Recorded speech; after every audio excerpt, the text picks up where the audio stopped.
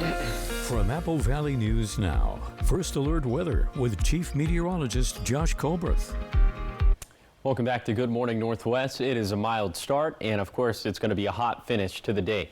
We're in the 50s and 60s right now in the Kittitas and Yakima Valleys, also 60s for the lower Columbia Basin, and mid to upper 60s for the foothills of the Blues. A little bit later today, it is quite possibly going to be one of the hottest days of the year, as it will be around 110 for the Kittitas and Yakima Valleys. It's going to be the same thing for the lower Columbia Basin, a little bit shy of that for the foothills of the Blue Mountains, but still, it is just going to be some very hot stuff out there. So please be safe as it pertains strictly to the heat, but also as it pertains to fire impacts. We're going with a first alert extreme impact fire day for today, as the fire fuel energy compared to historical values will be up into the 98th percentile for Kittitas and Yakima counties, up into the 96th percentile for the lower Columbia Basin, and up into the 95th percentile for the Blue Mountains. So the fuels are very dry and they are asking to be burnt.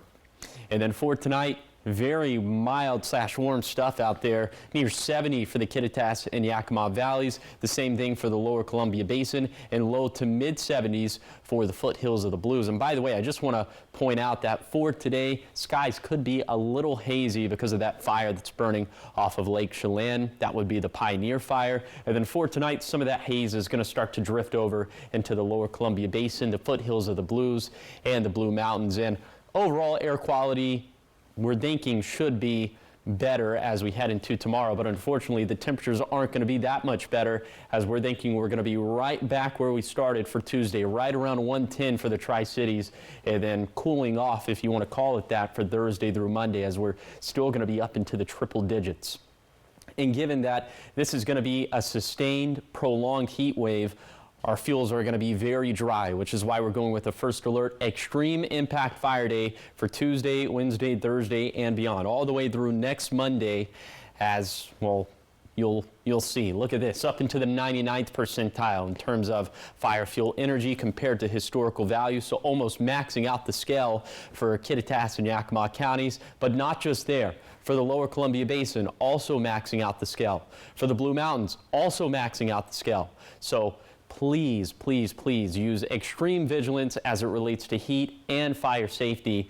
And we're also concerned about lightning-induced fires as we head into next week, as there is a very small chance for thunderstorms into Sunday and Monday. Here's a 7-day forecast for the Cascades, near 90 for today, but back into the 70s by Thursday.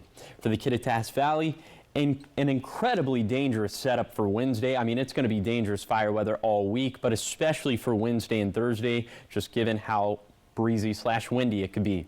For the Yakima Valley, we'll have more bearable heat by Thursday, but it's still going to be hot, up around 100 degrees. And then for the lower Columbia Basin, we'll have a pair of 110s for today and tomorrow, and slight relief as we head into Thursday. For the foothills of the Blues, triple digits for Tuesday and Wednesday, upper 90s after that. And then for the Blue Mountains, very dry and a very concerning lightning chance for Sunday and Monday.